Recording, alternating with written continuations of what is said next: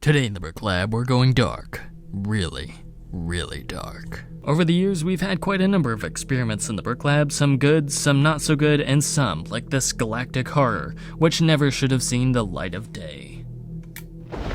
I guess I should start out by saying that I'm not a big fan of big figs at all. To me, they just seem like McDonald's Happy Meal toys. They're just not for me. If you like them, that's well and great. I'm not going to begrudge you that. I just don't share your sentiments for them. And so, in fact, back in 2019, when I actually started this project, I thought it would be fun to make a brick-built version of a big fig. Now, I know it's possible just to copy the scale of a big fig and just build it out of bricks. Mark Studios over on Instagram has done that with several giant figures today, and they all look great. But the problem is, they're not very posable, and I wanted a figure that was sort of a mix between an action figure and a minifigure. And I teased that a little bit in the Brickhead's Thanos video that I made back in 2019, but unfortunately the one thing that I lacked was a proper sized head. Obviously, if you're going to have a giant body, you need a giant head to also go along with that, because you can use a regular minifigure scale head, but it just looks grossly out of proportion. And when we finally got Big Fig Thanos this summer with his detachable head, I thought that we'd had the answer to our Big Fig problem, but I was wrong.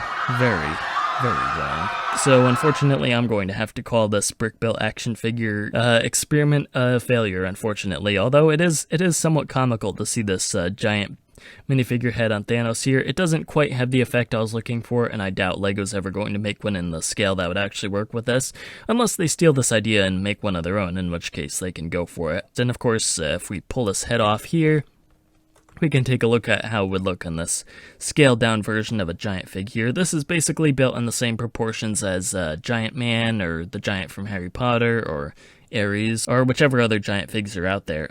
It doesn't quite work, especially with the head. The head is still a little too tiny for this, so in order for this head to fit, I would probably have to scale this figure down even more, and I'm not entirely sure just how possible that is. I guess for the full effect, we could swap the gloves around here, but yeah, even those aren't doing this big fig any favors. So yeah, that's kind of an unfortunate end to the experiment here. I personally feel that the design on the right is the stronger design, even with a minifigure head.